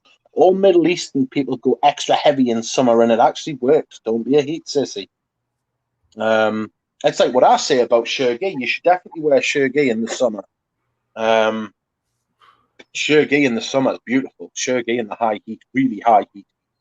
When it's like too hot and you think, oh, now it turns into a lovely iris perfume. The tobacco goes away. Beautiful. Is this the current Diva? I'm not sure which Diva this is, but they're fairly inexpensive. And I only purchased it because it was a Jacques Polge and I wanted to see what it was about. I don't know what year this is. Maybe Stefan knows. Just added Ombre Nomad to my collection. Probably the wrong season for Ombre Nomad.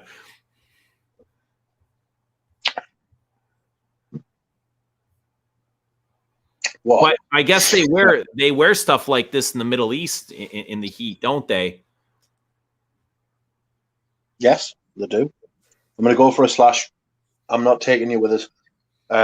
Give us a couple of minutes. I'll be back. Slush? A slash. Yeah, all right. What do you want to smell next? I'll get my bottles prepared. The night. How about the moon or Gucci? I've got the moon out as well. I've got that. I've got the night and the moon. I've got them out. All right. I'll go get my bottles. Lee says, I'm not a fan of the night. I don't get any of the fun, cheesy oud that everyone else gets. And I've heard this from people before. They don't get any dirty animalics from it. So I don't know what the explanation is. But mine literally smells like the outdoors, barnyard, pasture, manure. It's filthy. Absolute filth. It's a drive through the country.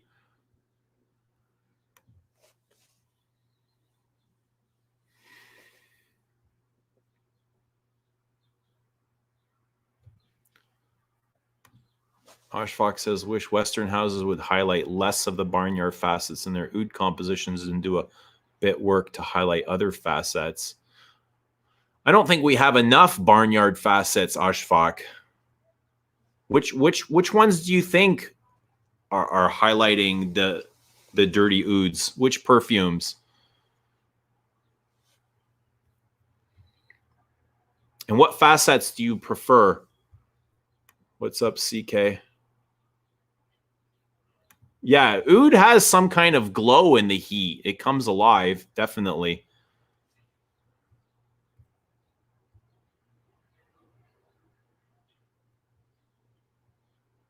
Right. Oud is not always barnyardish. Yeah, I guess it's the type of oud that you're using. But oud can be a facet of, I mean, barnyard can be a facet of oud.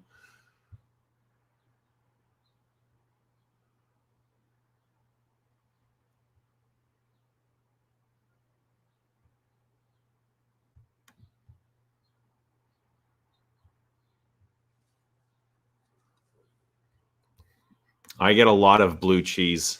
Just like I said in my video, I get a hemorrhaging cow's ass, poop, barnyard.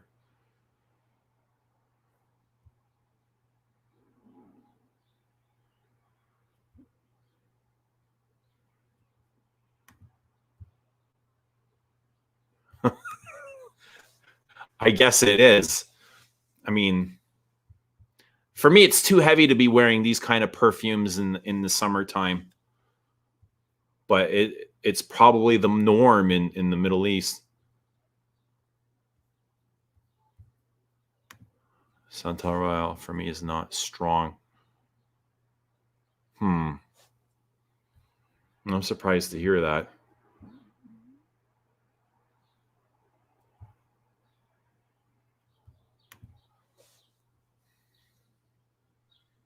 I've returned. I started to brush my fucking teeth for some reason. Maybe you're tasting. Maybe you're tasting the night. I'm getting fucking. Ashfaq says he'd like to see Western houses highlight less of the fecal parts of oud and highlight other things. Yeah. And I personally think not enough brands highlight barnyard. And he's just mentioning. I think Ashfaq has a high. I think Ashfaq holds oud to a higher standard because of where he lives.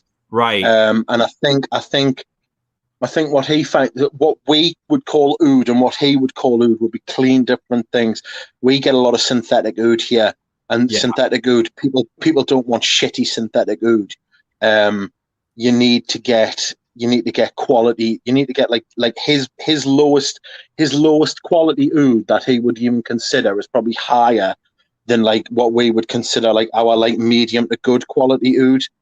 He where he lives and like the ouds that he'll have known as well, being like someone who's into his fragrances. I think what he would like is I think he would like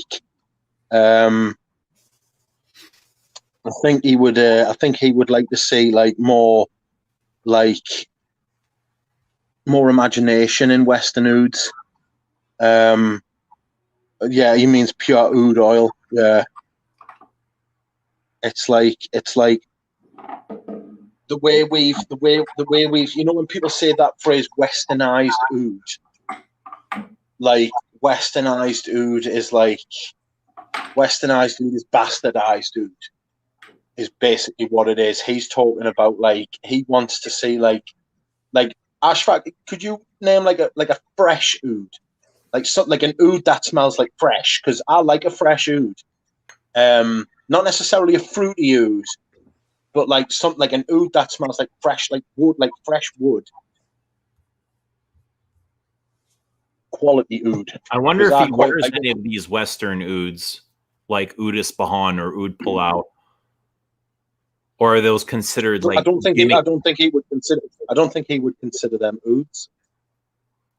Well, I'm speaking for him. I don't mean to speak for him. I'm just sort of playing devil's advocate. Really. All right, so what are we spraying here? The night. Okay, go for it. I'm gonna. I had Hortus Sanitatis on there before. I don't want to get this on any clothes. Right, I'm taking my shirt off. Hold on. I'm not getting this on my clothes. I'll start buying because I'd rather buy perfume than clothes. So here we go. Oh, that's a fucking. Hold on. The night is on the right arm. Remember, if I forget. I drink my coffee black, no sugar.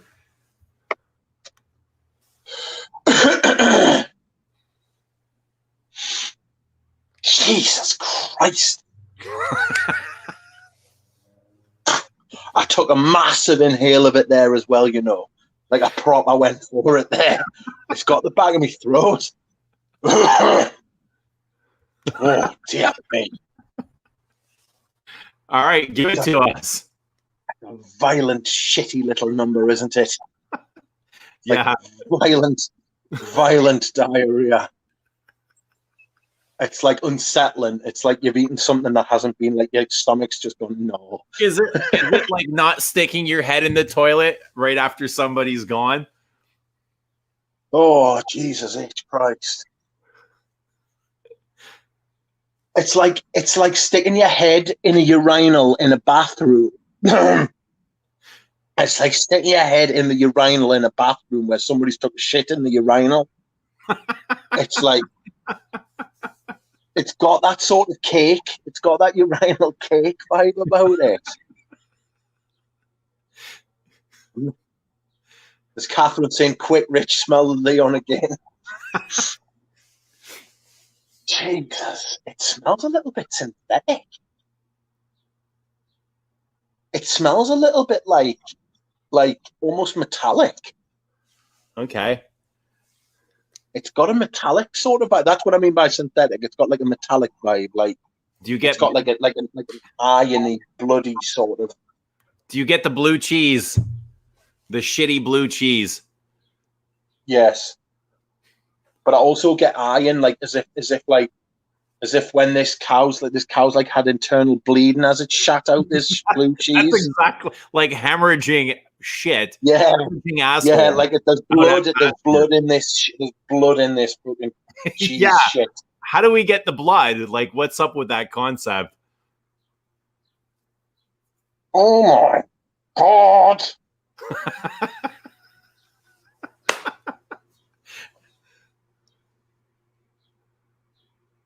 It really is very visceral at the beginning, is it? It does smell like the cow's lost like a bowel. Like, you know how cows have got 3 stomachs? Because like they've had to sacrifice one of the stomachs. Sacrifice. That's like fucking honestly. Bloody hell, I need a minute. I need a drink. Would you wear this? Not the top, I wouldn't. I'm just gonna interested to see how it's gonna fucking. I'm gonna put it like this. I'm glad I'm gonna sleep through most of it if it smells like this. And it's half 11 here. I'll be going to bed in about half an hour. And I'm glad I'm gonna be out if I can get to sleep. It's whenever I have nightmares.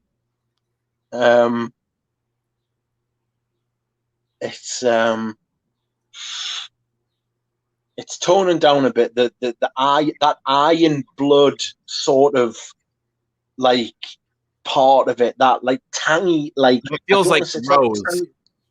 It feels like there's something about it that gets you right in the jowls, right in the gizzard. You know what I mean? It gets you fucking right there. It completely fills you.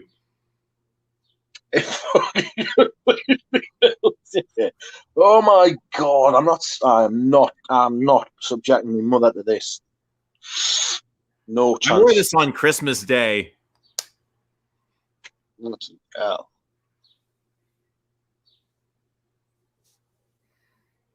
Oh my God! It smells like piss and shit and blood and roses. It's got overtures of secretions magnifique about it. Blue cheese. But it's also very like rich and woody and smoky at the same time. If Secretions Magnifique had oud in it, it would smell like this, right? It's got that sort of like all things like sweet and spicy and gross. It smells like bad stew. It smells like something's fermenting in here. Like a fermenting toilet. I'm starting to get the rose now. I'm starting to get bits of the rose now. Oh, I've got an itchy foot. Hold on. Oh, fuck. God, I'm making me fucking hoofs itching. Right, there we go. That's better.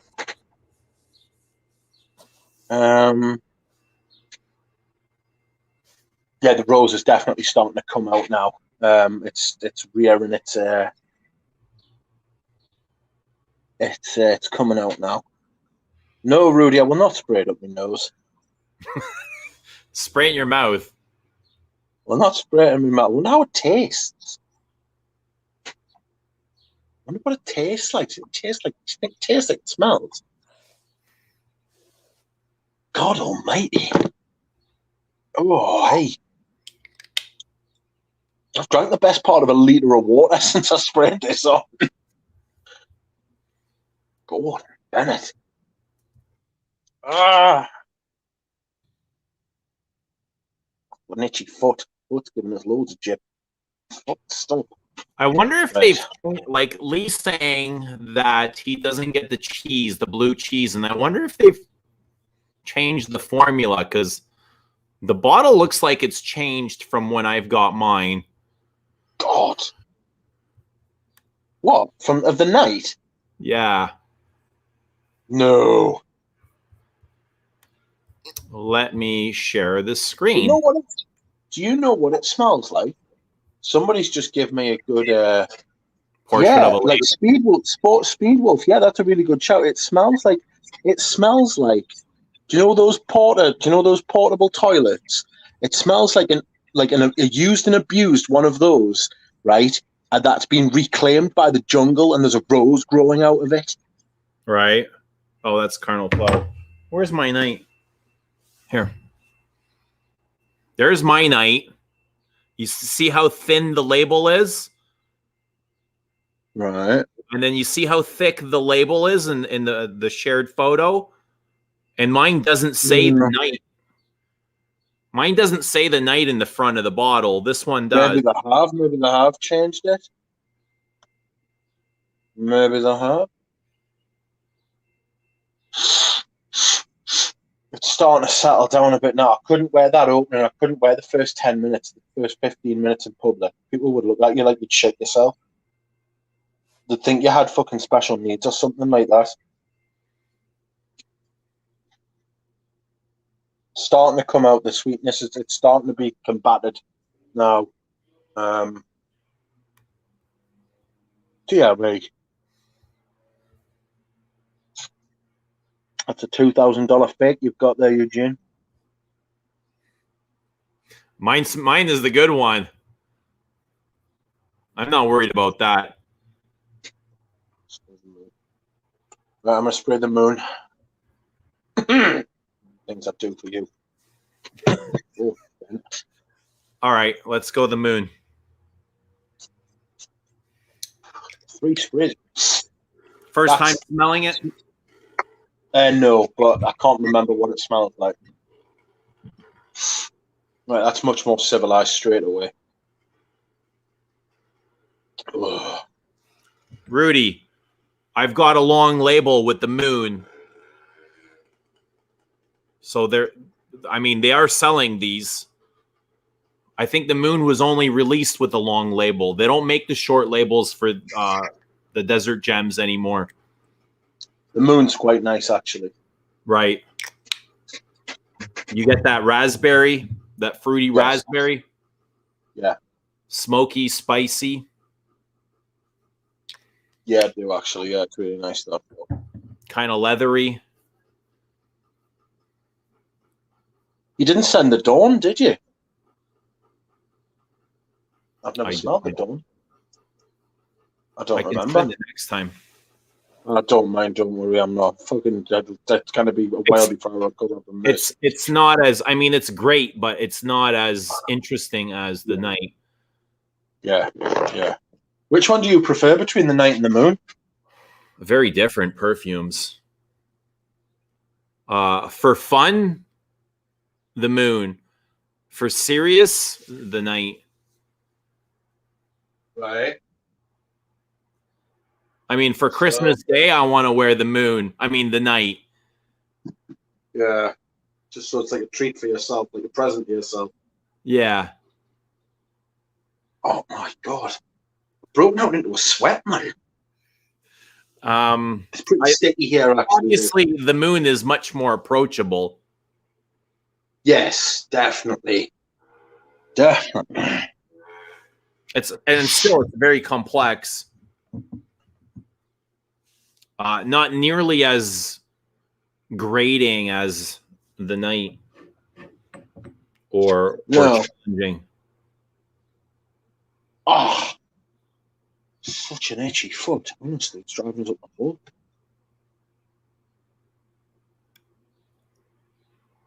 You like? Yeah, yeah. This is nicer, but it's not as batshit. Did you like the night? It's a tough wank.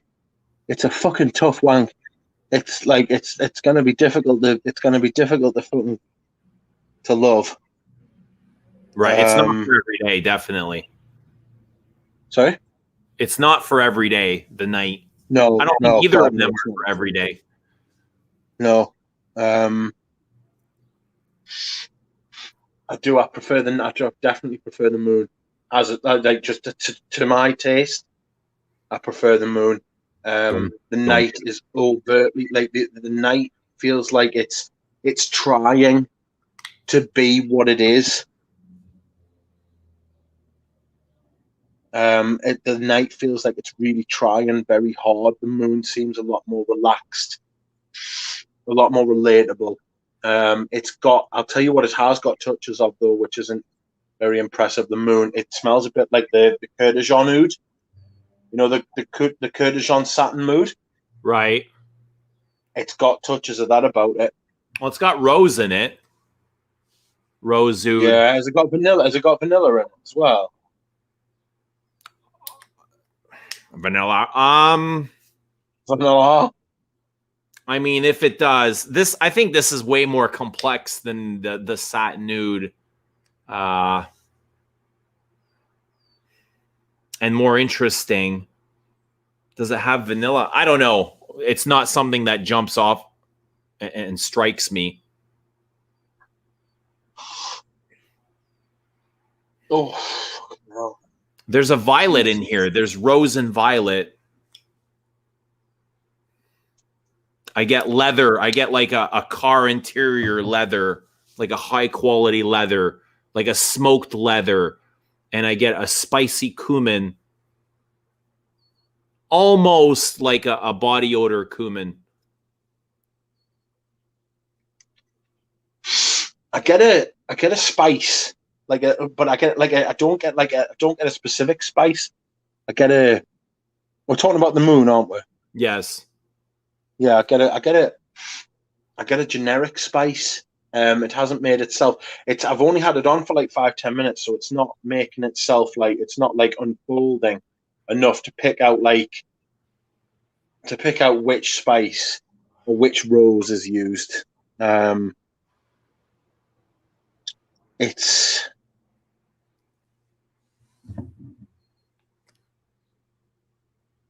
don't think I've ever had any kind of feedback like I do on the moon for the short amount. Yeah, people love it. Part of the reason might be because it's extremely loud. Yeah. Yeah. No, that makes sense.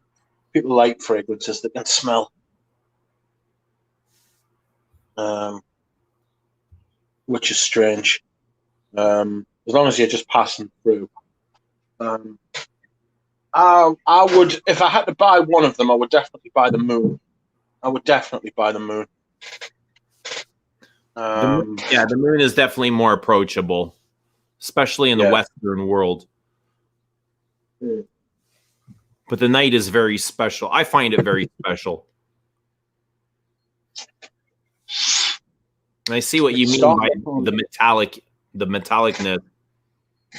Yeah, it's definitely got a metallic vibe to it, like definitely, like a blood, like an iron in your blood sort of thing. You know, when you bite your tongue, yeah, you get that taste of iron, that taste like a metallic, like it. There's hemoglobin sort of taste. There's definitely a synthetic edge to the moon. I definitely get that. But a high quality synthetic, yes. The one you're wearing now, the last one you sprayed. Oh, I'm wearing everything at the minute. Don't worry. I must stink. Like the smell in this room must be bonkers.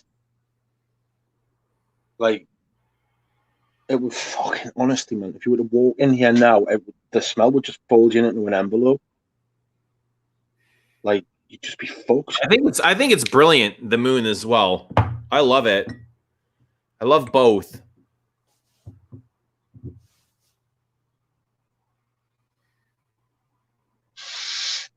I prefer the moon so far.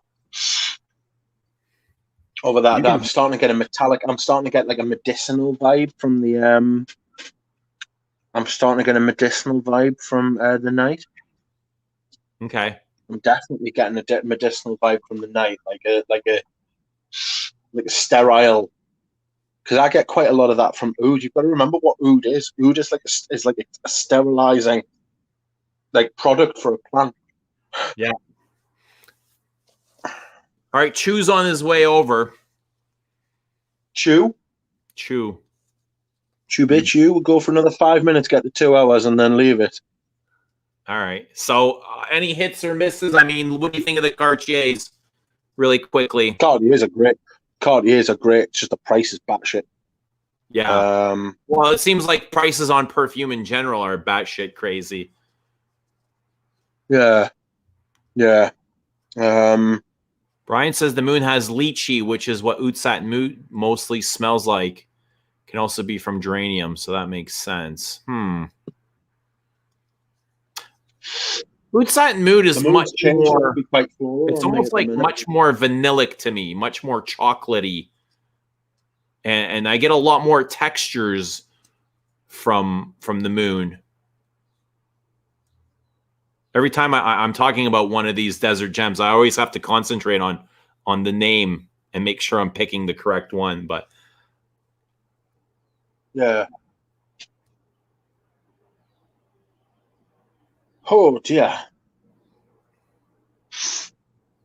I would probably say if I had to pick a favorite from all of them that I've tried so far, it would be between the moon and the. I think it was the first or second. It might be oud nude. It's which either one? Oud and oud. It's either oud. Either if I had a favorite between all the ones I've tried tonight, it's either oud and oud, radio, or the night, or the moon. Sorry. I like oud and oud. Oud and oud's really nice.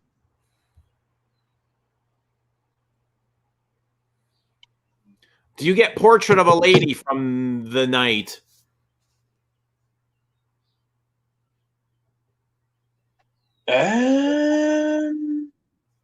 Were they made by the same perfume? Yes.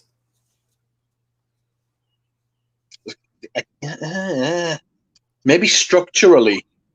Okay. Yeah. You know, like the way they're made, but not necessarily the way they smell. No. Do you get Portrait of a Lady from Promise?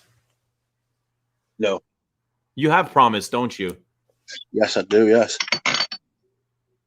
That's a 100ml bottle that lasts us forever. That's one spray. That's a one spray and you're away.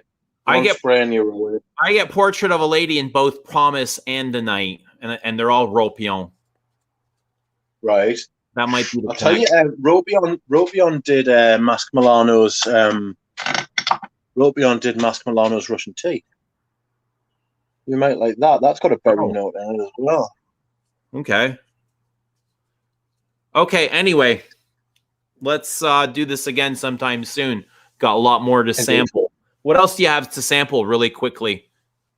Really quickly, let's have a look. I'll tell you. I've got the Patchouli 24. I've got a few Celines. I've got Diaghilev, Cuir de Lancôme, Tobacco Law, Spice Blend, Santal Noir, Hortus Sanitatis, which I sneakily smelled today, and it's lovely. I'm going to have to buy a bottle. You like the Hortus Sanitatis? Sorry? Yeah, the Hortus Sanitatis is glorious. It's what else have I got? I've got that Serge Luton that you sent us, and I can't remember which one it is. It's Fleur d'Oranger, Cuir de Lancôme. I've got Eau de Hermes. I've smelled that before, but I want to smell it again because I can't remember what it smells like. And then there's that. Oh, it's Hortus Sanitatis. It's great color, that juice, isn't it? Yeah, look at the bottle. It's gorgeous. Yeah, lovely. I love that. I love that, and it's got the sprayer as well. It's not a dabber. Oh yeah, sprayer. Yeah. This has got the same interference. Yes, interference. I did get Lidge. I also got a sample of Lidge of someone who I might be buying like a big bottle of, but I need to live with it for a week or two and see how I feel. No, the Serge Luton that he sent us was not Boomery Turk. It was. Oh no, you're right. Roxanne is right. It was Rascanet. It wasn't Ropion. It was Rascanet. You're right. We did Russian tea. Serge Luton. It was Fleur d'Oranger. So there we go. Yes. But we can't do this. Maybe I'll have another couple of perfumes, another couple of new perfumes as well by then. Yeah. We never know. We might do one tomorrow, and then we'll never know. We can possibly come back tomorrow. I don't see why not. Yeah, we could do the ones from Houdini because Houdini sent us some samples as well. Yeah, and if he wants Houdini to come here? on, we can talk with. Is Houdini? Yeah, Houdini's popped in a couple of times. Sorry, Houdini. I wanted to do these ones tonight. I've got so many samples to get to. Yeah, we'll get Houdini on, and you guys can discuss. I don't know if I have samples of what you guys are talking about, so I don't know if I'll be able to chime in. But anyway, we'll have Houdini on, and we'll discuss some more perfumes, hopefully tomorrow. Anyway, everybody in the chat, thank you so much for coming. Much love. Rich, thank you so much for sharing your thoughts. It's always an experience. And I don't know, we'll talk soon. We will. Thank you, everyone. Bye-bye. Like the video on your way out. Yes, like the stream for Eugene. Like the stream for Eugene. Thank you so much, everybody. We'll see you soon.